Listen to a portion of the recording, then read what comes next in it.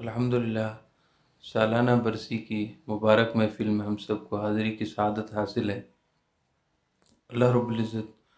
جملہ اہل سعادات آپ صلی اللہ علیہ وسلم کی تمام ذریت اطہر کا صدقہ ہم سب کو دونوں جہاں کی عافیت، سلامتی اور بالخصوص اپنی دائمی رضا نصیب فرمائے۔ الحمدللہ ہم جس مبارک محفل میں ہم حاضر ہیں، ہمارے دوست سید محمد محسن صاحب، ان کی نانی محترمہ جو اللہ تعالیٰ کی ایک نیک صالحہ بندی ہیں، ان کے اصحال ثواب اور سالانہ فاتحہ کے سلسلے میں یہ مبارک محفل منعقد پذیر ہے۔ اللہ تعالیٰ کے نیک بندوں اور نیک بندیوں کی یہ بہت بڑی نشانی ہے کہ ان کی اس دنیا سے انتقال کے وقت اور انتقال کے بعد ان کا تذکرہ خیر، ان کا ذکر خیر ہو اور ہوتا رہے۔ یہ کم از کم نشانی ہمارے علم میں ہے۔ سید محمد محسن صاحب کی نانی محترمہ، ان کا اکثر ذکر خیر ہوتا رہتا ہے اور ہم سنتے رہتے ہیں۔ اللہ رب العزت ان کے درجات میں مزید بلندی عطا فرمائے اور اللہ تعالیٰ عالم برزخ سے اپنے جمیع اولیاء اور صلحاء کا فیضان ہم پر جاری و ساری رکھے۔ آج کا درس کا موضوع نہایت اہمیت کا حامل ہے، عقیدہ بھی ہے اور اصلاح بھی ہے۔ آج کے درس کے موضوع اور عنوان کا تعلق ایک اہم عقیدے سے بھی ہے اور ہماری ظاہری اور باطنی اصلاح سے بھی ہے، اس لیے بغور سے سماعت فرمائیے تاکہ اللہ رب العزت ہم سب کے لیے یہ نشست، یہاں بیٹھنا ہمارے لیے دنیا اور آخرت میں برکت اور اللہ تعالیٰ کی رضا کے حصول کا واسطہ اور ذریعہ بنے۔ آج کے درس کا عنوان یہ ہے کہ عالم برزخ کیا ہے؟ عالم برزخ کیا ہے اور مرنے کے بعد وہ انسان کے جو ہمارے درمیان ہوتا ہے وہ کہاں چلا جاتا ہے، اور قیامت تک جب تک قیامت برپا نہیں ہوتی وہ کس حال میں ہوتا ہے اور کہاں ہوتا ہے، یہ سارے سوالات عالم برزخ سے متعلق ہیں۔ عالم برزخ، برزخ کا معنی پردہ ہے، برزخ کے معنی رکاوٹ، پردے کے ہیں، اور دو چیزوں کے درمیان جو چیز رکاوٹ بن رہی ہو، دو چیزوں کے درمیان جو ایک چیز حائل بنے، رکاوٹ بنے، مانع بنے، اس کو برزخ کہتے ہیں۔ مثال کے طور پر کہ ایک شخص ادھر ہے اور ایک شخص ادھر ہے اور درمیان میں کوئی پردہ لگا ہے، درمیان میں کوئی دیوار ہے، درمیان میں کوئی ایسی چیز ہے جو ان دونوں کے ایک دوسرے کے حال احوال کے مشاہدے سے رکاوٹ بن رہی ہے، تو اس کو عربی زبان میں، عربی لغت میں اس کو برزخ کہتے ہیں۔ اور عقیدے کی اصطلاح میں، قرآن اور حدیث کی اصطلاح میں، عقیدے کی اصطلاح میں عالم دنیا اور عالم قیامت، عالم دنیا جس میں انسان جیتا ہے، اس جسم میں روح داخل ہوتی ہے، یہ عالم دنیا ہے۔ عالم دنیا اور عالم آخرت یعنی قیامت کے درمیان کا جو مرحلہ ہے، اور قیامت کے درمیان عالم دنیا اور عالم قیامت کے درمیان جو مرحلہ ہے اور جو دورانیہ ہے، اس کو برزخ کہتے ہیں۔ ہمارے جتنے اعزاء و اقرباء رشتہ دار دنیا سے انتقال کر گئے ہیں، ظاہر ہے بھی قیامت تو برپا نہیں ہوئی، تو وہ جہاں ہیں اس جہان کا نام عالم برزخ ہے، جس کو عام طور پر عالم قبر بھی کہتے ہیں۔ ضروری نہیں ہوتا کہ عالم برزخ کے لیے قبر بھی ہو، قبر ہو یا نہ ہو، جسم موجود ہو یا نہ ہو، جسم کی بظاہر تدفین عمل میں آئی ہو یا عمل میں نہ آئی ہو، بس جب جسم سے روح جدا ہو جاتی ہے تو عالم برزخ شروع ہو جاتا ہے۔ یہی وجہ ہے کہ موت کی تشریح، موت کسے کہتے ہیں، موت کی تشریح اور موت کی حقیقت کو سمجھنا عالم برزخ کو سمجھنے کے لیے ضروری ہے۔ موت کا ہرگز یہ مطلب نہیں ہے، اہل اسلام کے ہاں، اسلام میں موت کا ہرگز یہ مطلب نہیں ہے کہ جسم سے روح نکلتی ہے تو روح فنا ہو جاتی ہے، یہ روح ختم ہو جاتی ہے اور قیامت کے دن اللہ تعالیٰ جسم کے ساتھ ساتھ روح کو بھی دوبارہ پیدا فرمائے گا، ایسا ہرگز نہیں ہے۔ جب جسم سے روح جدا ہوتی ہے بس اس کا نام موت ہے، اس کو موت کہتے ہیں۔ جب جسم سے روح جدا ہو جائے اس کا نام موت ہے۔ اب جسم خواہ موجود ہو یا موجود نہ ہو، جسم کافی عرصے تک اپنی اصلی حالت پر قائم رہے یا وقت گزرنے کے ساتھ اس میں تغیرات رونما ہوں اور جسم کا گوشت وہ زوال کی طرف چلا جائے، زائل ہو جائے، ختم ہو جائے، اور پھر ہڈیاں رہ جائیں اور ہڈیاں بھی بوسیدگی کا شکار ہو کر ریزہ ریزہ ہو جائیں، جسم کے ہونے نہ ہونے سے فرق نہیں پڑتا، البتہ روح قائم رہتی ہے، روح فنا نہیں ہوتی۔ اپنے علم، اپنے عمل اور علم اور صالح عمل یا خدا نخواستہ عمل سو کے بقدر وہ عالم برزخ میں یا تو تکلیف میں ہوتی ہے یا تو آرام میں ہوتی ہے، نعمتوں میں ہوتی ہے، راحتوں میں ہوتی ہے، یا تو کلفت اور تنگی میں ہوتی ہے، تو وہ روح بہرحال قائم رہتی ہے۔ روح کی فنا اسی وقت ہوگی جب قیامت کے دن دوسری بار سور پھونکا جائے گا اور ہر شے عالم ہست سے عالم نابود کی طرف چلی جائے گی اور سب کچھ ختم اور فنا ہو جائے گا، صرف اللہ کی ذات قائم و دائم جو ہے اور تھی اور ہے اور رہے گی۔ اس وقت اللہ پاک ارشاد فرمائے گا کہ لمن الملک اليوم، آج کس کی بادشاہی ہے۔ تو نفخ ثانیہ یعنی دوسری بار جب سور پھونکا جائے گا تو اس وقت تو ہر چیز فنا ہو جائے گی، مگر اس سے پہلے جب جسم سے روح نکلتی ہے تو وہ روح فنا نہیں ہوتی، وہ روح اپنے عمل کے بقدر اچھی جگہ پر نعمتوں میں ہوتی ہے یا کلفت میں ہوتی ہے۔ یہ ایک مختصر سا خلاصہ تھا جو آپ کی خدمت میں پیش کیا گیا۔ بعض دفعہ ہمارے لوگ لا علمی کی وجہ سے یہ سمجھتے ہیں کہ شاید جس شخص کا انتقال ہو گیا ہے، اگر اس کا جسم خدا نخواستہ نابود ہو گیا ہے یا جسم میں تغیرات رونما ہو گئے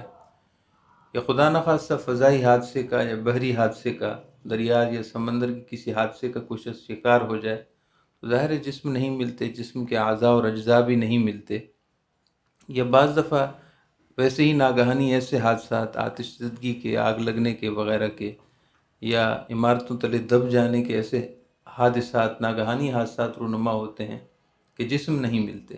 تو وہ سمجھتے ہیں کہ شاید روح بھی فنا ہو گئی، جسم بھی ختم ہو گیا۔ ایسا نہیں ہے، روح قائم رہتی ہے، اپنے عمل کے بقدر وہ کسی نہ کسی مقام پر ہوتی ہے، جگہ پر ہوتی ہے۔ حضور اکرم سرور دو عالم نور مجسم صلی اللہ علیہ وسلم نے ہمیں عالم قیامت سے پہلے عالم برزخ کی اہمیت بھی واضح فرمائی ہے، اور عالم دنیا کے بعد سب سے پہلا مرحلہ ہی عالم برزخ ہے۔ عالم دنیا کے بعد موت کے مرحلے عالم نظر سے گزر کر، سکرات کے عالم سے گزر کر، سب سے پہلا مرحلہ ہی مرحلہ قبر ہے، مرحلہ عالم برزخ ہے۔ جو یہاں عافیت میں ہے اس کے لیے آگے کے سارے مراحل آسان ہیں، اور خدا نخواستہ جس کا عالم برزخ یا عالم قبر اللہ تعالیٰ کی غضب میں اللہ نہ کرے، اپنے برے اعمال کی وجہ سے وہ تکلیف میں ہے، تو عالم آخرت کی بھی یہ نشاندہی ہے کہ عالم قیامت کے مختلف مراحل میں بھی اس کے لیے تکلیف ہی ہے، عالم حساب تک، جب تک کہ حساب کتاب نہ ہو، اور اس کے بعد پھر اللہ تعالیٰ کا امر ہے اور فیصلہ ہے، جو وہ چاہے فیصلہ فرمائے۔ سیدنا عثمان غنی ذو النورین رضی اللہ تعالیٰ عنہ کے بارے میں ہے کہ آپ رضی اللہ تعالیٰ عنہ جب قبر کو دیکھتے تو آپ بے اختیار روتے تھے، اور اس قدر روتے تھے کہ آپ کی مقدس آنکھوں سے نکلنے والے آنسوؤں سے آپ کی داڑھی مبارک تر ہو جاتی، یا جہاں مسلسل آنسو گر رہے ہوتے زمین کی وہ جگہ تر ہو جاتی، گیلی ہو جاتی، اتنا آپ روتے۔ آپ سے عرض کی گئی کہ عثمان غنی ذو النورین رضی اللہ تعالیٰ عنہ، آپ موت کے ذکر پر اور عالم قیامت کے ذکر پر اتنا نہیں روتے جتنا آپ قبر کو دیکھ کر روتے ہیں۔ آپ رضی اللہ تعالیٰ عنہ نے ارشاد فرمایا کہ میں نے حضور اکرم سرور دو عالم صلی اللہ علیہ وسلم کوئی ارشاد فرماتے ہوئے سنا ہے کہ عالم آخرت یعنی موت کے بعد کے جو مراحل ہیں ان میں سب سے پہلا مرحلہ وہ مرحلہ قبر، مرحلہ برزخ ہے، جو یہاں عافیت میں ہے اس کے لیے سارے لمحے عافیت والے ہیں، اور جو یہاں خدا نخواستہ اللہ تعالیٰ کی ناراضگی میں ہے، کلفت میں ہے، اس کے لیے آگے کے مرحلے بھی پریشان کن ہیں۔ سو یہ پہلا مرحلہ ہے جو جہاں عافیت میں ہے اس کے لیے اگلے لمحے عافیت کے ہیں، تو اس قبر کے مرحلے اور برزخ کے مرحلے کو دیکھ کر میں روتا ہوں۔ محترم معزز سامعین کرام، دوسری اہم بات یہ ہے جو ایک عقیدے سے تعلق رکھتی ہے کہ عالم برزخ میں کسی کا جسم سلامت رہے تو یہ اچھا شگون ہے۔ عالم برزخ میں یعنی فوت ہو جانے کے بعد جسم اگر سلامت رہا ہے یا کئی سالوں بعد اس کی قبر کھلی ہے کسی وجہ سے اور اس کا جسم سلامت ہے تو یہ اچھا شگون ہے، اچھی علامت ہے۔ اللہ تعالیٰ کے پیارے حبیب صلی اللہ علیہ وسلم نے انبیاء کرام کی یہی شان بیان ارشاد فرمائی ہے، یہی شان ارشاد فرمائی ہے کہ اللہ تعالیٰ نے زمین پر حرام کر دیا ہے کہ وہ انبیاء کرام کے مقدس اجساد کو، ان کے مقدس جسموں کو کھائے، یعنی ان کو تکلیف پہنچائے۔ وہ جسموں کو، انبیاء کرام کے مبارک جسموں کو اپنی گود میں سلامت رکھتی ہے زمین، اور اللہ تعالیٰ کی امانت سمجھتے ہوئے وہ اپنے اندر محفوظ رکھتی ہے۔ اسی نسبت سے مجھے مولانا روم رحمۃ اللہ علیہ کی بات یاد آ گئی۔ حضور سیدنا مولانا جلال الدین رومی رحمۃ اللہ تعالیٰ علیہ، جن کو مولا روم بھی کہتے ہیں، آپ کے انتقال سے قبل بہت زبردست اسی مہینے میں 2-4 زبردست زلزلے آئے، زمین تھر تھر کانپتی تھی۔ آپ کی خدمت میں اہل علاقہ حاضر ہوئے، عرض کی کہ حضور دعا فرمائیے کیا معاملہ ہے کہ اتنے زوردار زلزلے کے جھٹکے آ رہے ہیں۔ ارشاد فرمائے کہ زمین کو تر لقمہ چاہیے، زمین کو ایک تر نوالا چاہیے، تر لقمہ چاہیے۔ لوگوں کو سمجھ نہیں آئی کہ آپ کیا ارشاد فرما رہے ہیں۔ بس اس کے چند دن بعد آپ بہت زیادہ علیل ہو گئے، حتیٰ کہ آپ کا وصال ہوا اور آپ رضی اللہ تعالیٰ عنہ مرقد شریف میں چلے گئے، تو وہ زلزلوں کا تسلسل وہ ختم ہو گیا۔ تو اللہ تعالیٰ کے نیک بندے، یہ اللہ تعالیٰ کی زمین، ان کو اپنی گود میں، اپنی مرقد میں اور اپنے وجود میں اللہ تعالیٰ کی امانت اور نعمت سمجھتے ہوئے محفوظ رکھتی ہے۔ تو میں آپ کی خدمت میں عرض ہی کر رہا ہوں کہ اگر جسم سلامت رہیں تو یہ اچھا شگون ہے، اچھی علامت ہے، لیکن خدا نخواستہ اگر کسی کا جسم سلامت نہیں رہا تو یہ اس کے بد عمل ہونے کی کوئی نشانی نہیں ہے، چونکہ نیک بندوں کے لیے یہ نشانی ہے کہ ان کے جسم سلامت رہیں گے، لیکن یہ کوئی ضروری نہیں ہے۔ انبیاء کرام اور انبیاء کرام کی نسبت سے کامل اکابر اولیاء اور صلحاء، صحابہ کرام، اہل بیت، ان کی یہی شان ہے، لیکن یہ ایسا معاملہ نہیں ہے کہ جس کی وجہ سے کسی کے اچھے ہونے کو ہم اس پر نشاندہی لیں کہ اگر کسی میں یہ نہیں تو وہ خدا نخواستہ بد عمل ہوگا۔ ایسا نہیں ہے۔ یہ عالم برزخ، عالم غیب کی بات ہے، اور وہاں کون عیش میں ہے اور کون کلفت میں ہے، یہ سب پردہ غیب کی چیزیں ہیں۔ اس کو آپ اس طرح سمجھیے کہ فرعون کا جسم آج بھی لوگوں کی نگاہوں کے سامنے ہے، مصر میں میوزیم میں رکھا ہوا ہے، سب لوگ جا کر دیکھتے ہیں۔ بظاہر اس کے جسم پر کوئی آگ نظر نہیں آتی، کسی تکلیف میں مبتلا نظر نہیں آتا، حالانکہ قرآن پاک کی ایسے اشارۃ النص سے ثابت ہے کہ اس پر عذاب ہے، وہ اللہ تعالیٰ کے عذاب میں ہے، گرفت میں ہے۔ بظاہر اس کا جسم دکھنے میں نظر آ رہا ہے، صحیح ہے۔ محترم معزز سامعین کرام، تو جسم کا سالم ہونا یا جسم کا سالم نہ ہونا، یہ کوئی عالم برزخ کی اس پر نشانی نہ لی جائے کہ اچھا ہوگا تو جسم سلامت ہے، اور اگر اس کا جسم گل سڑ گیا ہے تو وہ بد عمل ہوگا، ایسا ہرگز نہیں ہے۔ اصل تو روح ہے، روح اللہ تعالیٰ کے ہاں نعمتوں میں ہے، تو جسم خواہ کہیں بھی ہو، کسی بھی حالت میں ہو، یا بظاہر وہ آنکھوں سے اوجھل ہی کیوں نہ ہو گیا ہو، لیکن اگر اس کی روح اللہ تعالیٰ کے ہاں نعمتوں میں ہے تو وہ یقیناً نیک اور صالح ہے۔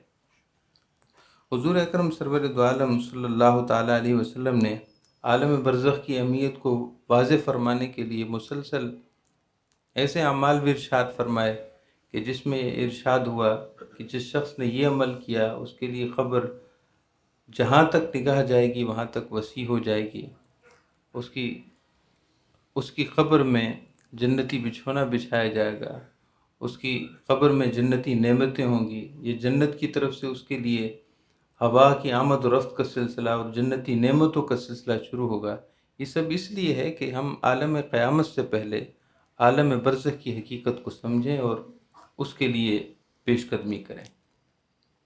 عالم دنیا سے عالم برزخ کتنا بڑا ہے۔ اولیاء اور صلحاء نے ارشاد فرمائے کہ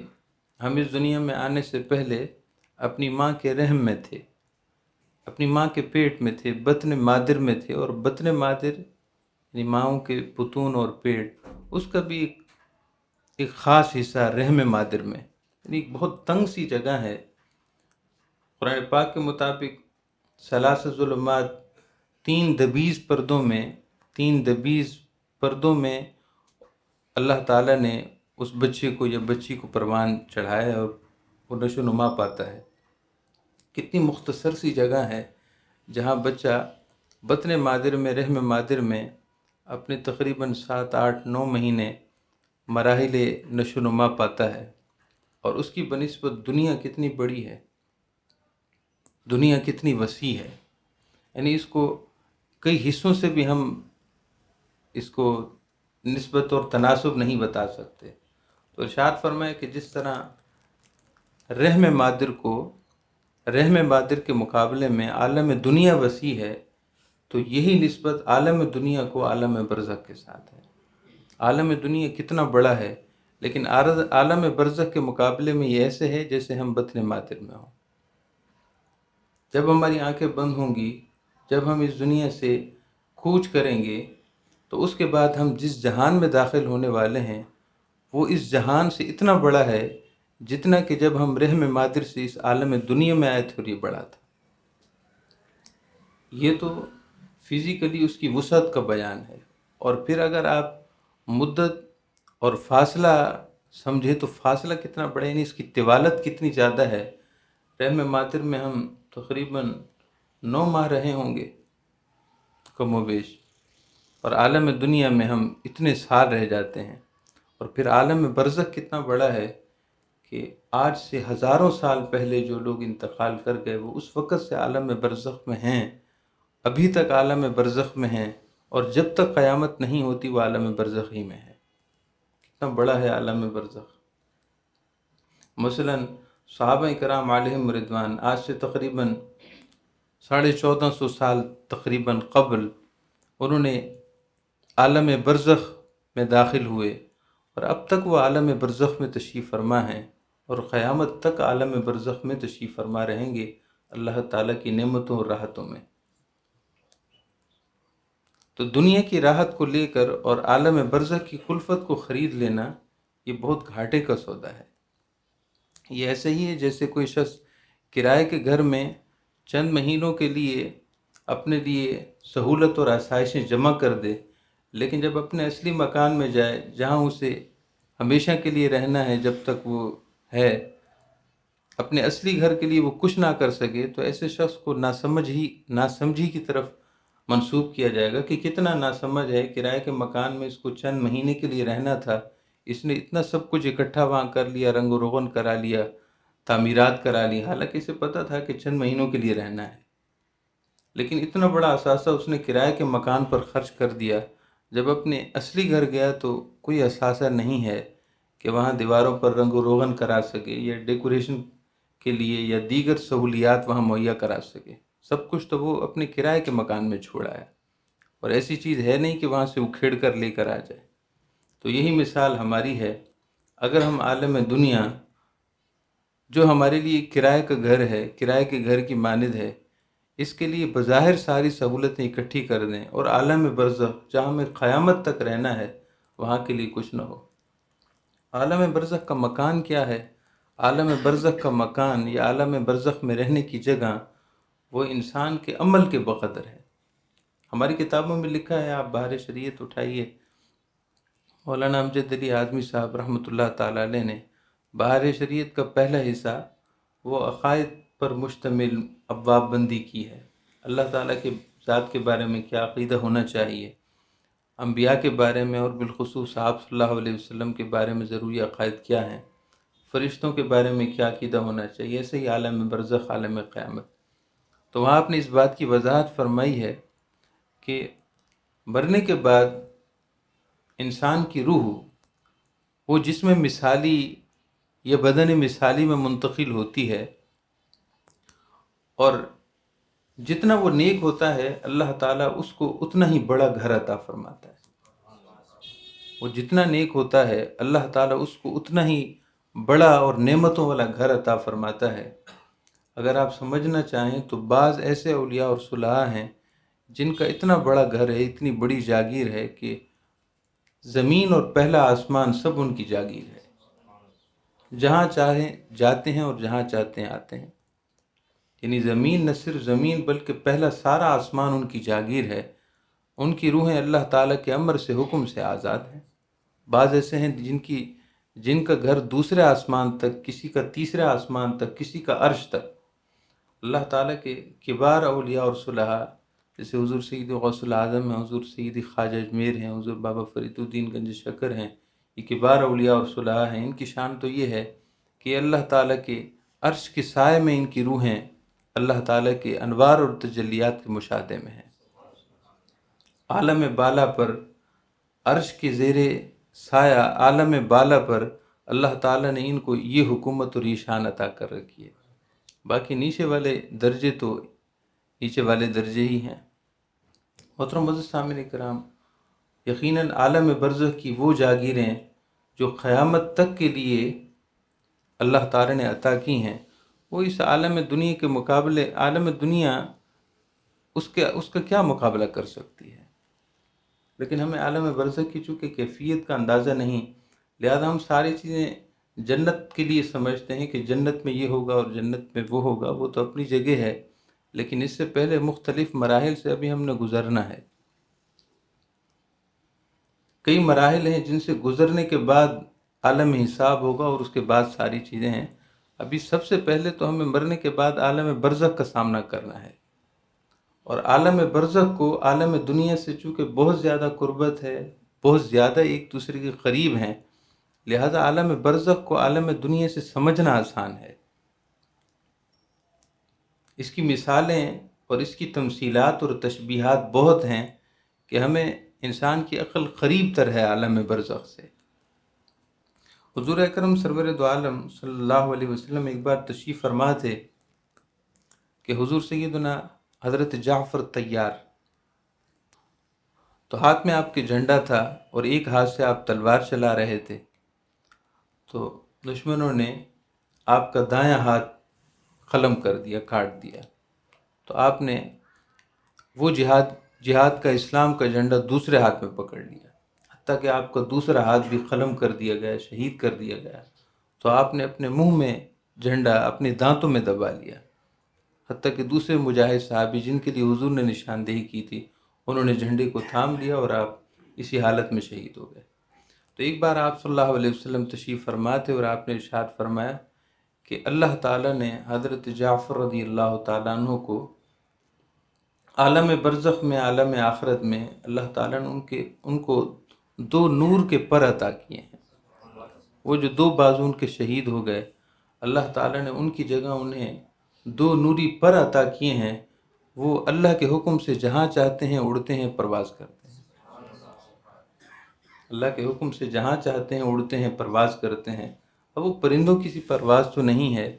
وہ پرواز تو اللہ تعالیٰ کے فرشتوں کی مثل پرواز ہے۔ ایک بار ارشاد فرمائے کہ حضرت جعفر ابھی اپنے ساتھیوں کے ساتھ یہیں سے گزرے ہیں، مجھے سلام کیا اور آپ سب کو بھی سلام کیا۔ تو یہ عالم برزخ کی آزادی، یہ عالم برزخ کی نعمتیں انہی لوگوں کے حصے میں ہیں جنہوں نے عالم برزخ کے لیے تیاری کی ہے۔ حضور اکرم سرور دو عالم صلی اللہ علیہ وسلم کے دو صحابی تھے، میدان جہاد میدان کارزار میں کھڑے ہیں۔ ایک صحابی دوسرے سے کہتے ہیں اگر میں شہید ہو گیا اور عالم برزخ میں پہنچا تو عالم برزخ کی نعمتوں کے بارے میں تمہیں خواب میں آ کر بتاؤں گا، اور اگر آپ کا انتقال ہو گیا تو آپ مجھے بتائیے گا۔ وہ دو صحابی نام مجھے اس وقت یاد نہیں ہے، روایات میں ان کے نام بھی موجود ہیں۔ ایک صحابی اس میدان کارزار میں میدان جہاد میں جام شہادت نوش کر جاتے ہیں، اور اس کے بعد وہ خواب میں اپنے ساتھی کو آ کر بتاتے ہیں کہ اللہ اور اس کے رسول کا وعدہ سچا ہے، یقین رکھو، میں اللہ تعالیٰ کی نعمتوں میں ہوں، اللہ تعالیٰ اور اللہ کے رسول کا وعدہ سچا ہے۔ یہ ایمان اور ایقان آپ صلی اللہ علیہ وسلم کے دور صحابی تھے، دونوں ایک ساتھ ایمان لائے، اور ان میں ایک صحابی کا انتقال پہلے ہوا میدان جہاد میں، اور 1 سال مکمل گزرنے کے بعد دوسرے صحابی کا انتقال کسی بیماری کی وجہ سے ہوا۔ اب ان دونوں صحابہ کا جو ایک ساتھ ایمان لائے تھے اور 1 سال کے وقفے سے ان کا انتقال ہوا، دوسرے صحابی نے ان کو خواب میں دیکھا کہ دونوں جنت میں ہیں، دونوں جنت میں ہیں، یعنی عالم برزخ کی نعمتوں میں ہیں، مگر جو پہلے شہید ہوئے تھے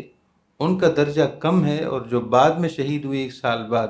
ان کا درجہ بلند ہے۔ اب یہ عالم برزخ کے مشاہدے کی بات ہے۔ آپ صلی اللہ علیہ وسلم کی بارگاہ میں حاضر ہوئے، عرض کیا رسول اللہ صلی اللہ علیہ وسلم مجھے یہ سمجھائیے کہ ایسا کیوں ہے، دونوں ایک ساتھ ایمان لائے، تو جن کا انتقال ہوا پہلے اور انہوں نے میدان جہاد میں جام شہادت نوش کیا ہے، ان کی بنسبت دوسرے صحابی جو بیماری اور علالت کی وجہ سے انتقال کر گئے ہیں، ان کا رتبہ پہلے والے کی بنسبت زیادہ بلند ہے۔ اس کی وجہ کیا ہے؟ ارشاد فرمائے کہ کیا انہوں نے نمازیں زیادہ نہیں پڑھیں؟ 1 سال زیادہ پایا عمر کا، کیا انہوں نے نمازیں زیادہ نہیں پڑھیں؟ کیا روزے زیادہ نہیں رکھے؟ کیا صدقہ و خیرات ان کی بنسبت زیادہ نہیں کیا کہ 1 سال انہیں عمر کا ان کی بنسبت زیادہ ملا؟ تو ان کی نیکیاں بھی تو زیادہ ہیں، جب نیکیاں زیادہ ہیں تو اللہ تعالیٰ کے ہاں درجہ بھی زیادہ ہے۔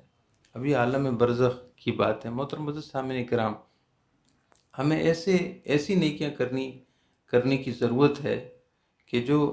دائمی ہوں، یعنی جن کا ثواب جاری رہے، جن کا ثواب مسلسل ہمیں ملتا رہے، جس کو ہم ثواب جاریہ کہتے ہیں۔ ثواب جاریہ والے کام کرنے کی ہم کوشش کریں، اور ثواب جاریہ والے وہ کام ہوتے ہیں جس میں لوگوں کے لیے منفعت عامہ ہو۔ منفعت عامہ والے کام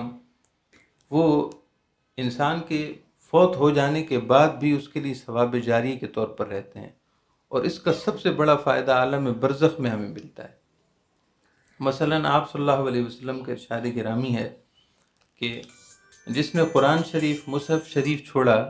یعنی قرآن شریف وہ پڑھتا رہا، یا قرآن شریف اس نے ہدیہ کرا کے کسی کو پڑھنے کے لیے دیا یا کئی لوگوں کو پڑھنے کے لیے دیا،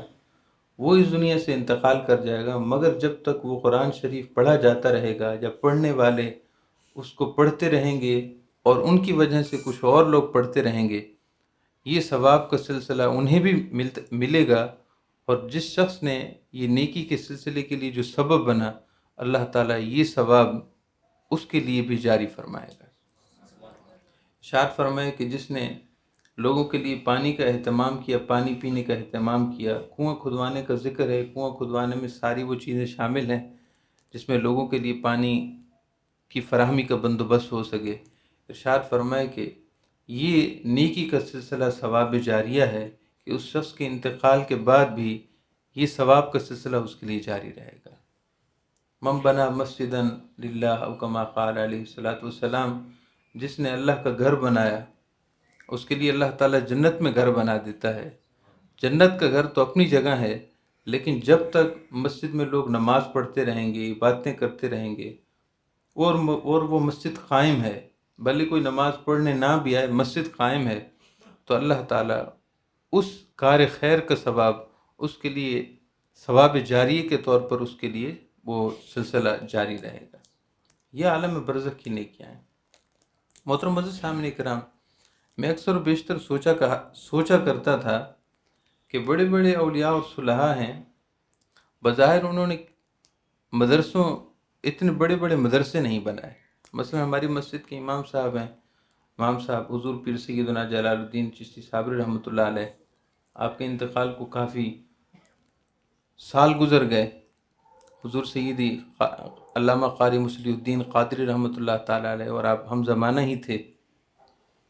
بس 1 سال آپ دونوں کی وفات میں 1 سال کا فرق ہے، لیکن بظاہر آپ نے کوئی مدرسہ تعمیر نہیں کیا، بظاہر آپ نے کوئی مسجد نہیں بنائی۔ محترم معزز سامعین کرام، سمجھنے اور سوچنے والی بات یہ ہے کہ اگر انہوں نے مدرسے نہیں بنائے مگر اپنی تاثیر ولایت والی نظر سے انہوں نے ہر شخص کو ایسا بنا دیا ہے کہ وہ ایک انجمن ہے، اپنے مریدین اور اپنے معتقدین اور اپنے زیر تربیت لوگوں کو ایسا کر دیا کہ دکھنے میں تو بظاہر انسان تھے مگر لوگوں کے لیے وہ ان کا لمحہ لمحہ منفعت تھا، لمحہ لمحہ لوگوں کے لیے وہ مکمل منفعت کا پیکر بن گئے کہ ان کی ذات سے کسی کو تکلیف تو دور کی بات، ہر ایک کو خیر اور بھلائی پہنچانے والے ہیں۔ اولیاء اور صلحاء کی شان یہ ہے کہ وہ بظاہر اپنے آپ کو یوں ظاہر نہیں کرتے کہ نیکیوں کو ظاہراً پھیلائیں، یعنی بظاہر ان کی کوئی بہت بڑی نیکی نظر آئے، مگر افراد کار تیار فرماتے ہیں، اللہ تعالیٰ کے بندوں کو اللہ کا بندہ بناتے ہیں، جو اللہ تعالیٰ سے لا تعلق ہوں انہیں اللہ تعالیٰ کے تعلق کے ساتھ جوڑ دیتے ہیں، اور ایسا جوڑ دیتے ہیں کہ وہ دوسروں کو بھی اللہ کے ساتھ جوڑنے والے بن جاتے ہیں۔ تو مدارس ایک اچھی بات ہے، مساجد کی تعمیر اچھی بات ہے۔ اس بات کو بیان کرنے کا مقصد صرف یہ ہے کہ اولیاء اور صلحاء کی شان یہ ہے کہ وہ ہر شخص کو ایسا کر دیتے ہیں، ایسا بنانے کی کوشش کرتے ہیں کہ آپ صلی اللہ علیہ وسلم کا وہ ارشاد گرامی کہ اپنی ذات سے ہر ایک کو خیر پہنچاؤ، اپنی ذات سے کسی کو نقصان نہ پہنچاؤ، نفع نہیں دے سکتے تو نقصان نہ پہنچاؤ۔ حضور اکرم سرور دو عالم صلی اللہ تعالیٰ علیہ وسلم نے عالم برزخ کی تیاری کے لیے ہمیں یہ ذہن دیا ہے کہ اپنے آپ کو اس طرح کر لو کہ قریبی سے قریبی شخص بھی تمہاری وجہ سے تکلیف میں نہ ہو، اور سب سے زیادہ اقرب ہمارے پڑوسی ہیں۔ رشتہ دار کبھی کبھار ملتے ہیں تقریبات میں، لیکن پڑوسی تو 24 گھنٹے کا ساتھی ہے۔ نبی اکرم سرور دو عالم صلی اللہ علیہ وسلم نے ارشاد فرمائے، حدیث پاک بڑی قابل توجہ ہے، حضرت سیدہ ام المؤمنین عائشہ صدیقہ رضی اللہ تعالی عنہ حدیث پاک کی راوی ہیں۔ آپ ارشاد فرماتی ہیں کہ آپ صلی اللہ علیہ وسلم نے ارشاد فرمایا کہ ما من میت یصلی علیہ امت من المسلمین یبلغون 100 کلہم یشفعون له الا شفعوا فیہ۔ صحیح مسلم شریف، سنن نسائی میں، سنن ترمذی میں حدیث پاک ہے کہ جو کوئی شخص انتقال کر جائے، مرد یا عورت، اور اس کی نماز جنازہ پڑھنے والے مسلمان ان کی تعداد 100 کو پہنچ جائے، اور وہ سب اس کے حق میں خیر کی گواہی دے رہے ہوں، ان کی تعداد 100 کو پہنچ جائے، کلہم یشفعون لہ، اور وہ سب اس کے بارے میں خیر کی بات کر رہے ہوں کہ اچھا شخص تھا، نیک شخص تھا، کسی کو نقصان نہیں پہنچاتا تھا، کلہم یشفعون لہ، سب اس کے بارے میں خیر کی بات کر رہے ہوں۔ اللہ رب العزت اپنے رحم و کرم سے ارشاد فرماتا ہے فرشتوں کو، اے میرے فرشتوں، میں نے اپنے ان بندوں کی گواہی اپنے اس بندے یا بندی کے حق میں قبول فرما لی ہے۔ جو کچھ میں جانتا ہوں میں نے اس کو پردہ راز میں رکھا ہے، اور جو میرے بندے بندیاں اس کے حق میں گواہی دے رہے ہیں، ان کی گواہی کو میں نے قبول فرما لیا۔ یہ عام لوگوں کی بات تھی۔ پڑوسی کے بارے میں آپ صلی اللہ علیہ وسلم نے خاص طور پر ارشاد فرمایا۔ امام ابو یعلا نے روایت فرمائی اور امام ابن حبان نے بھی، سیدنا انس ابن مالک رضی اللہ تعالیٰ عنہ سے روایت ہے، آپ صلی اللہ علیہ وسلم نے ارشاد فرمایا، ما من مسلم یموت جو کوئی مسلمان مرد عورت انتقال کر جائے فیشہد لہ اربعۃ اہل ابیات من جیرانہ الادنین، اور اس کے قریب تر پڑوسیوں میں سے اگر کوئی 4 افراد اس کے حق میں یہ کہہ دیں کہ لا یعلمون الا خیرا، ہم اس کے بارے میں تو بھلا ہی جانتے تھے، اس کے قریب ترین پڑوسیوں میں سے اگر کوئی اربعۃ اہل ابیاتن 4 قریب ترین پڑوسی اس کے بارے میں یہ کہہ دیں کہ لا یعلمون الا خیرا، ہم اس کے بارے میں تو بھلا ہی جانتے تھے، ہمیں نہیں معلوم، غیب کی بات تو اللہ ہی جانتا ہے، مگر جتنا ہمیں معلوم تھا تو یہ بہت اچھا تھا۔ ارشاد فرمائے کہ اللہ تعالیٰ اپنے فرشتوں سے فرماتا ہے قد قبلت علمکم فیہ وغفرت لہ ما لا تعلمون، اے میرے بندو جو تم کہہ رہے ہو کہ ہم تو اس کے بارے میں اچھا جانتے تھے، بس تمہاری اس جاننے کو میں نے قبول فرما لیا ہے اور میں نے اس کی بخشش فرما دی، جو میں جانتا ہوں اس کو میں نے پردہ راز میں رکھا ہے، تم جو کہہ رہے ہو کہ ہم اس کے بارے میں اچھا ہی جانتے تھے یہ میں نے قبول فرما لیا۔ محترم سامنے کرام، قریب ترین پڑوسیوں کا ذکر ہے، اور نماز جنازہ میں بھی جن 100 افراد کی بات ہے وہ یہ ہیں کہ وہ 100 افراد گواہی دے رہے ہوں کہ اچھا تھا۔ اب کس کے بارے میں لوگ گواہی دیتے ہیں؟ گواہی پر کسی کو مجبور نہیں کیا جا سکتا، کون کس کے بارے میں اچھا کہے گا کون برا کہے گا، یہ تو اس کی عمل ان لوگوں کو اکسائے گا یا عمل رغبت دلائے گا کہ کیسا تھا۔ ہم اپنے بارے میں کیا تصور کرتے ہیں کہ اگر ہم اس حالت میں جس عملی زندگی سے ہم گزر رہے ہیں اور جس طرح ہمارا پڑوسیوں کے ساتھ رویہ ہے، جس طرح ہمارے رشتہ داروں کے ساتھ رویہ ہے، جس طرح ہمارا دوسرا اہل اسلام اہل محلہ لوگوں کے ساتھ ہمارا برتاؤ ہے، تو ہمارے بارے میں وہ کیا تصور رکھتے ہیں، ہمارے بارے میں ان کے خیالات کیا ہوں گے، جو ہم ان سے نہ پوچھیں اور خود سے ایک تجزیہ کریں تو اس تجزیے کے حساب سے بھی ہمیں بہتری کی طرف جانا چاہیے۔ اگر ہمارے رشتہ داروں سے ہمارے بارے میں پوچھا جائے، خدا نخواستہ وہ یہ تو نہیں کہیں گے کہ یہ بہت زیادہ حسد کرنے والا ہے یا بہت جلد ناراض ہونے والا ہے، یہ چھوٹی سی بات پر ناراض ہو جائے اور ہم معافی مانگے تو معاف کرنے کو بھی تیار نہیں ہے، یا خدا نخواستہ پڑوسی یہ تو نہیں کہتے کہ یہ بد اخلاق ہے، ہمیں اس سے بات کرتے ہوئے بھی ڈر لگتا ہے، اس کے اخلاق میں بہت سختی ہے، بد مزاج شخص ہے، اس کے مزاج میں سختی والا رویہ ہے۔ محترم سامعین کرام، یہ ساری گواہیاں، خیر کی گواہی وہی لوگ دیں گے جن کے ساتھ ہم نے اچھا کیا ہو، بھلا کیا ہو۔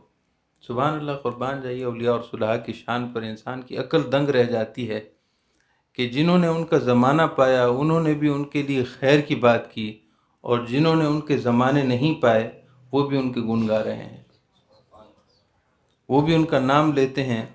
تو ایسے نام لیتے ہیں کہ ایمان تازہ ہو جائے، روح تر و تازہ ہو جاتی ہے۔ حضور غوث اعظم رضی اللہ تعالیٰ عنہ کی زیارت ہم نے نہیں کی، لیکن سبحان اللہ جب نام سنتے ہیں، جب ذکر خیر ہوتا ہے تو دل روشن ہو جاتا ہے۔ خواجہ جنید بغدادی کی ہم نے سنگتیں نہیں پائیں، حضور خواجہ بایزید بسطامی رضی اللہ تعالیٰ عنہ